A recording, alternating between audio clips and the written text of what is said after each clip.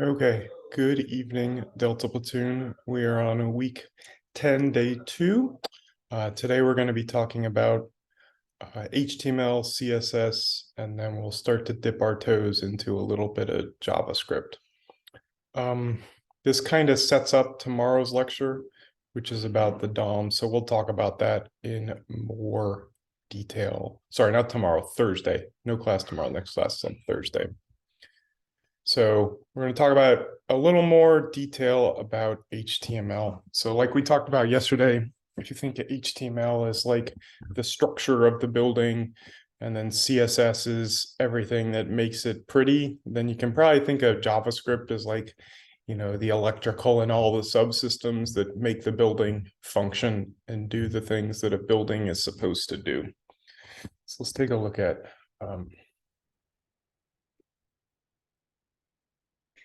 let's start a new terminal, and we will take a look at some HTML tags.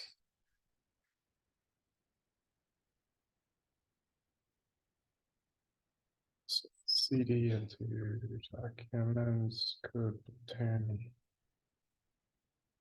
directory 10, day 2, and ends.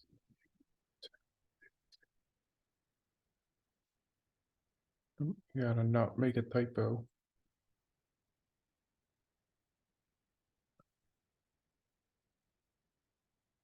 Y'all ever watch someone who's like really slow work on a computer and just like an older generation and get like really frustrated? I have a feeling that's how it is watching me live code for the class.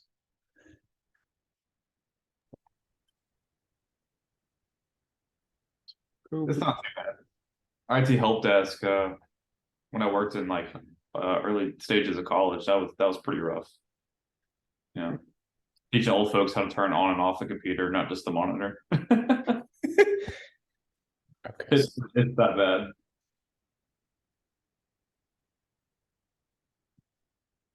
now let's go ahead and make the styles.css as well. Go ahead and open those. We'll just put some boilerplate HTML. Okay, and then we'll move our title. So this will be our page. We'll say, hello, Delta. Let's see. And then we want to include our style sheet.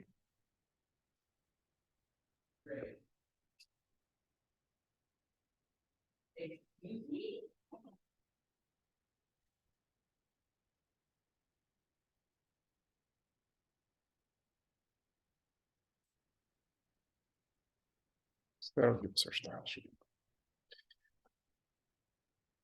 So this is some boilerplate code that's included for like a starter HTML document. So you can see we have this doc type HTML. This is a tag, basically tells the browser when it's rendering that this is an HTML document, so it knows how to render it. So all HTML documents have to start with this. It's not a tag, it's just information to the browser to say, hey, this is HTML, so it knows which rendering engine to do. And then this HTML, this is basically your root level tag that starts your document. And in general, it's a good practice to include the language tag to tell what language this HTML is written in. So in this case, it's English. And then we have a head and we have a body. The head is like the information about the document or the metadata. So you can see we've got, what character set do we use? How's the content supposed to be rendered? What's our CSS style sheet? It's styles.css, and we can just make this styles.css because it's in the root of the same folder as index.html. We don't have to give the whole path. But your JavaScript scripts can go in here too. Basically any information that's applicable to the whole document. And then we got this body tag. I mean, it's exactly what it sounds like. It's a document's body. It's got like all your headings, your paragraphs, hyperlinks, tables, lists, images, whatever's in the meat of the page that you want to be rendered. So this title here is what's rendered in like the upper bar of your browser. Let's see, what other tags do we need to look at? Let's pull this down. So doc type, we talked about that, HTML, head, title, body, headings, H1 to H6, paragraph defines paragraph, break is a single line break, HR is a thematic change in the content. What that really is like a solid line that provides a break between. And to add a comment, it's just exclamation mark, dash, dash, then your comment, then dash, dash, greater than. Okay.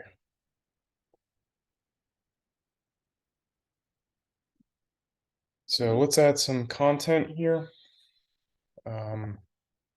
Head one, let's say, our awesome website. And like we looked at earlier, we can either give this an ID tag or a class. We'll just say it's our title so that we know what CSS styling it's going to be applied to. Then let's just do a paragraph class equals subtitle, and then a subtitle.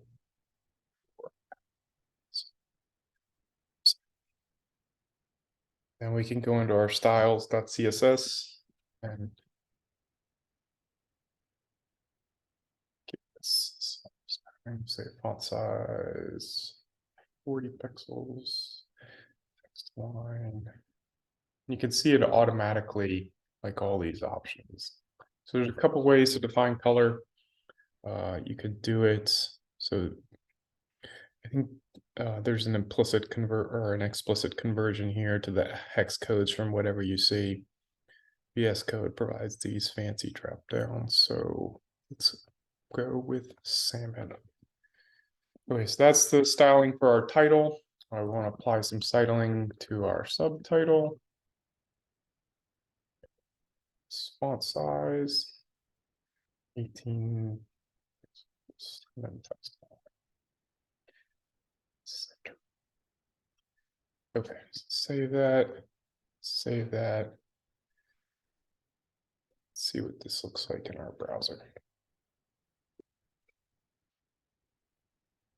Oh man, look at that beautiful salmon color. So you can see the titles rendered up here in the tab Hello Delta Platoon. We got our header with our font size and our text alignment and our color applied, and then a paragraph with our font size and text align applied. And if we were to inspect these, we should see down here settings we applied, and then the generic H1 settings applied by the browser. Same for this. Yep.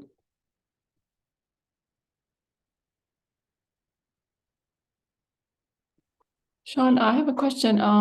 Yes. Instead of a paragraph there for the subtitle, Mhm. is it okay to just use a different heading, a smaller size? Yeah, you Okay. could do like so it'll apply different styling. If we put H4 based on the settings in your browser, since we don't explicitly define it. But let's take a look. All right.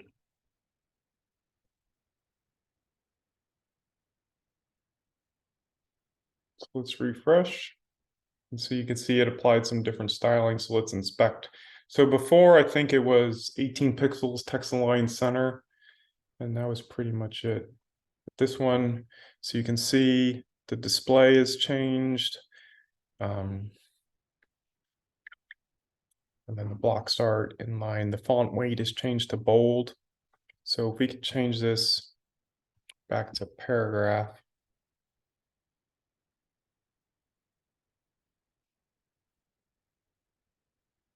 see it changes the, like it gets rid of the bold and gets rid of some of the margins around it based on the default settings in the browser if we change it back to a paragraph tag.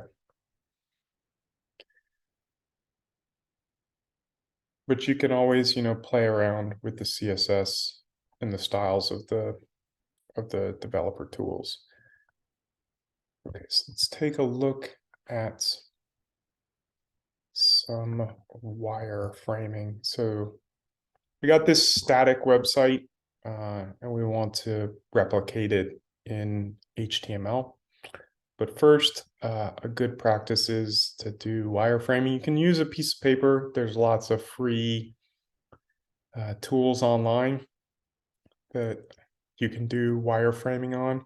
But basically, the theory is every tag should be a box in your wireframe. So I think Linmu is one. Limnu is a free one. Online whiteboard. There's also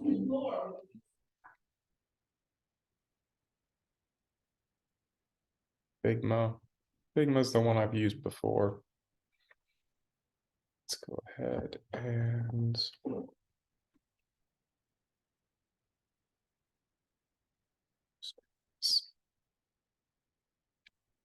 okay, so here's what we're looking at. So the whole page itself, everything that encompasses this is probably a div. So we want a rectangle over the whole page, right? And then we've got this navigation bar up here at the top. I think it's easier to see this on the previous page. So you got this navigation bar up here on the top with this company name, features, enterprise, support, login. So I think this whole navigation bar is going to be like the outer perimeter is going to be another div.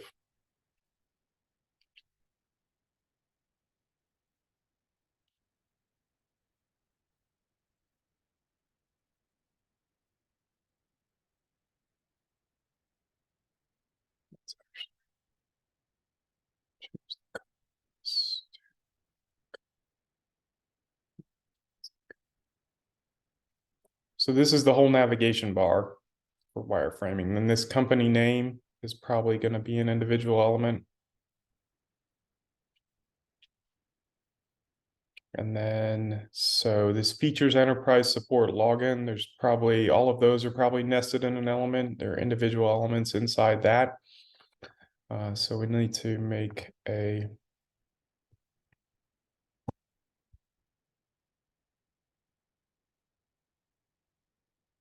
and there's probably 4 individual elements inside that for each one.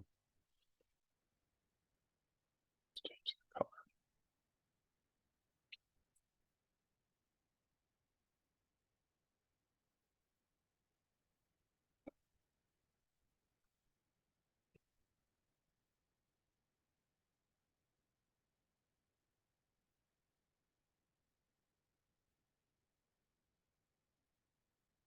Okay, so what we're trying to represent here is like all the subdivisions that make up the HTML structure of this page. So company name, left justified is a subdivision in this upper bar. Then this whole feature set here is a subdivision with 4 nested subdivisions represented by, the 4 wireframes we have drawn here. So this is like a rough mock of what our navigation bar looks like. And then you have this pricing. This looks like it's centered text. So this is probably like a header and a paragraph. So those look like they're individual subdivisions on the page that'll need to be represented.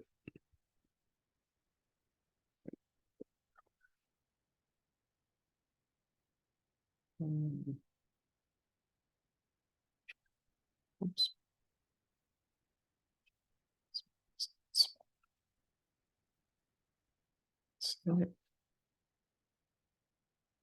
smaller element below that. And then we have these free pro enterprise plans. So these look like the entire box itself is an element. Then this upper bar is a slightly different color, is probably another element. Then you probably have 6 elements here, one for the pricing, users, storage, help, and email, and sign up for free. So we can represent those with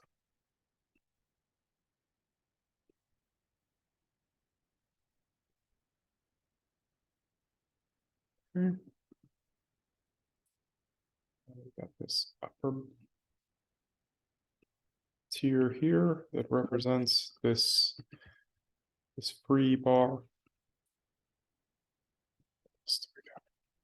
There we have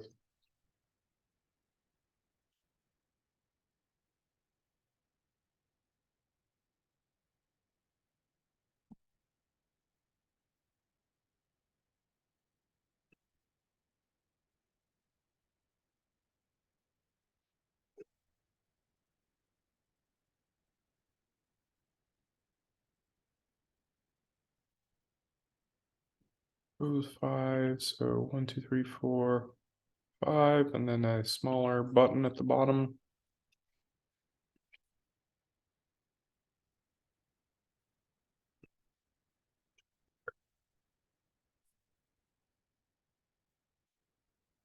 And then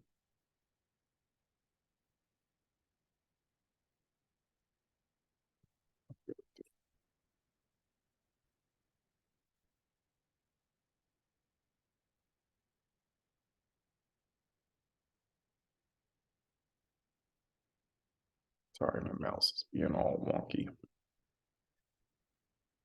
copy this, but then these other ones would look virtually identical except for this star here on the pro pricing plan. We'd add another smaller element in the upper. So this is kind of what a wireframe would look like so that we know what the division. So we know we're going to have a nav bar at the top with some nested elements inside that, and then paragraph and a header here to give the pricing information centered on the screen, and then these boxes down here give information on the screen. So that's kind of the basics of wireframing. You're just thinking like in HTML terms, like where all the divisions on your page are going to be before you lay them out.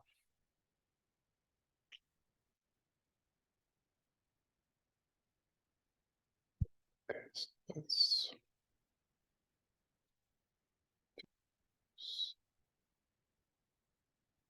so let's go back to our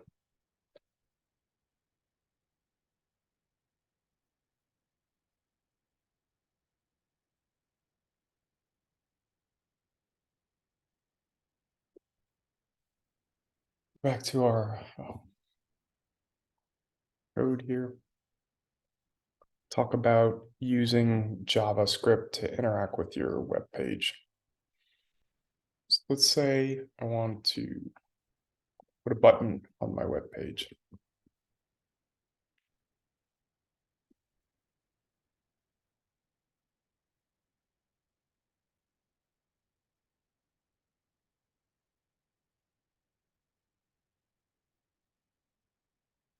And then I want something to happen when I interact with this button.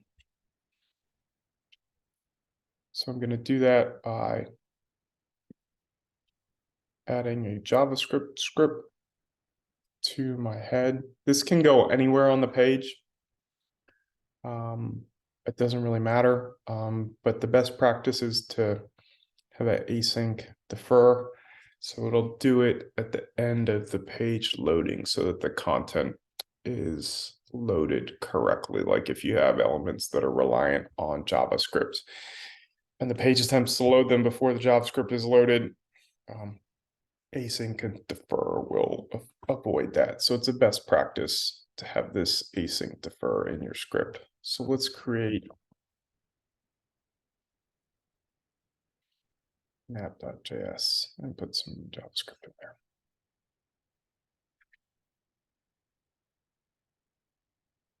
So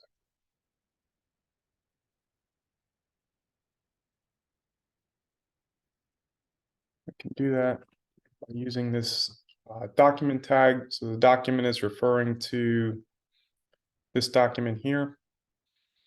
And then we want to, what's our element? So we want for our button element, which we named click, we want to do something. First, we want to get the element by ID. That's click is the name of it. And then on click, we're going to say turn alerts. Hello.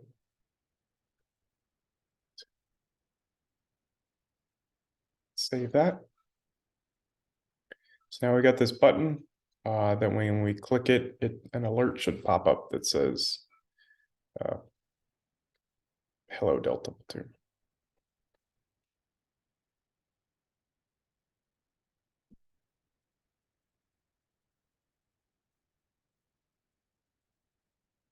Okay. Yep. This page says hello Delta Platoon. There's lots of other things you can do. I mean, so we could say also, I think on hover.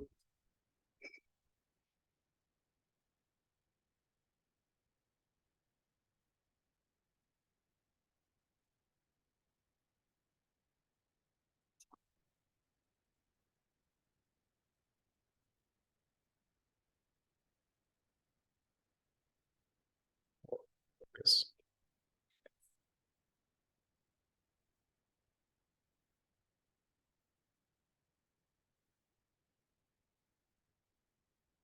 Reload the page to reload our JavaScript.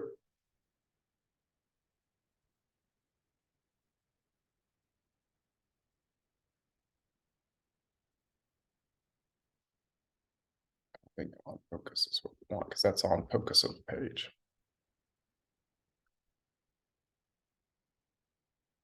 Back to on click. We can also, so this is get element by ID. You can also do get element by class name.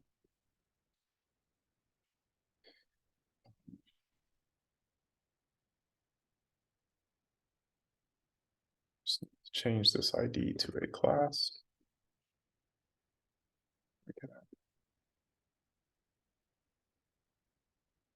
And this allows the same JavaScript to be applied to multiple elements in the class.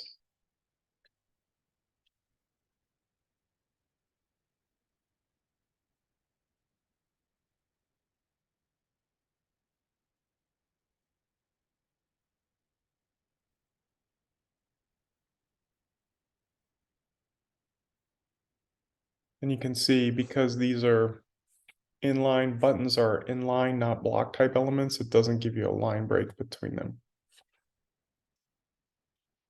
What do I do?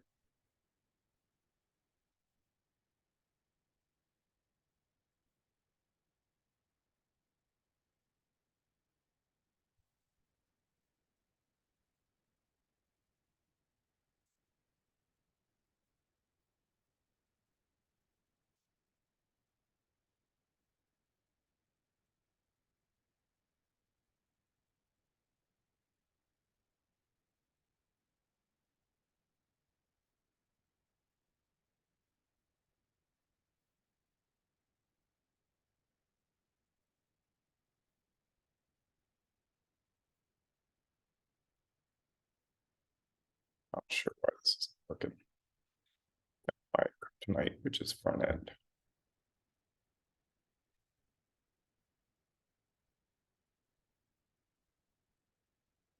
Then we can also do a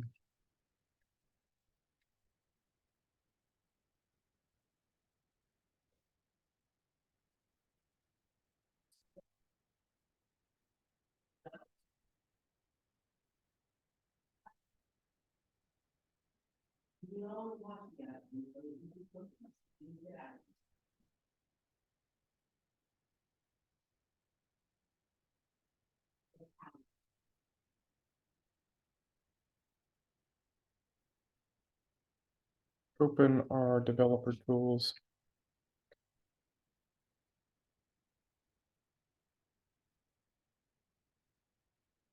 And open up our console. When we click this, we should see hello Delta Platoon in the console. This is helpful for debugging JavaScript in your browser. So there's lots of ways to interact with the HTML DOM documents. So can add an event listener, which listens for something to happen to a element. So you can say on a click, execute my function, and then apply that to by ID or to a specific part of the document. You can look at all the cookies, you can close output streams, you can create elements, get elements by tag name, get elements by class name, get elements by name. Lots of stuff to explore and use. What questions do you all have about HTML or CSS or the basic JavaScript?